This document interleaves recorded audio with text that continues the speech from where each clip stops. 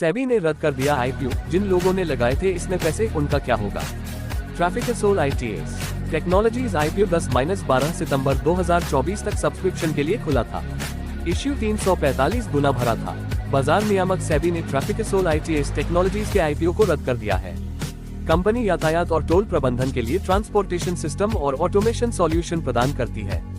Company ने 64 लाख शेयरों के आईपीओ के माध्यम से 70 रुपए प्रति शेयर के अपर प्राइस बैंड पर 44.8 करोड़ रुपए जुटाए थे।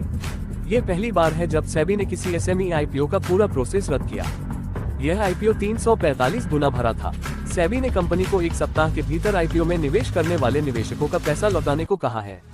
नियामक ने 3 दिसंबर को एक आदेश में कहा कि कंपनी सेबी द्वारा की जा रही कार्यवाही के समाप्त होने और जारी किए गए किसी भी निर्देश के अधीन होने के बाद नए सिरे से बाजार का रुख कर सकती है।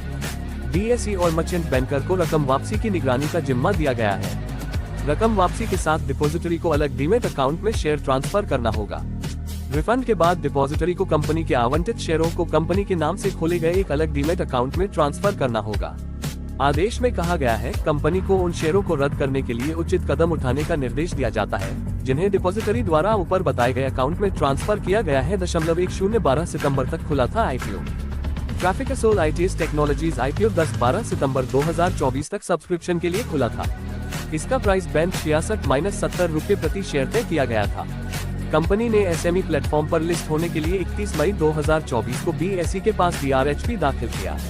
आईपीओ में कंपनी के 64.10 लाख इक्विटी शेयरों का फ्रेश इश्यू शामिल था।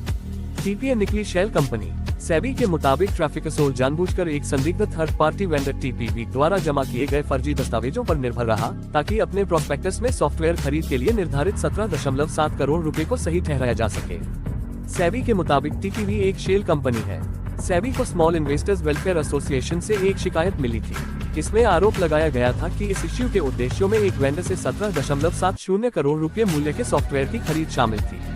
कंपनी की वित्तीय स्थिति संदिग्ध थी और कंपनी ने कॉर्पोरेट मामलों के मंत्रालय एमसीए के साथ अपने एनुअल फाइनेंशियल स्टेटमेंट दाखिल नहीं किए थे। इसके बाद बीएसई ने सेबी के परामर्श से शेयरों की लिस्टिंग को स्थगित कर दिया था।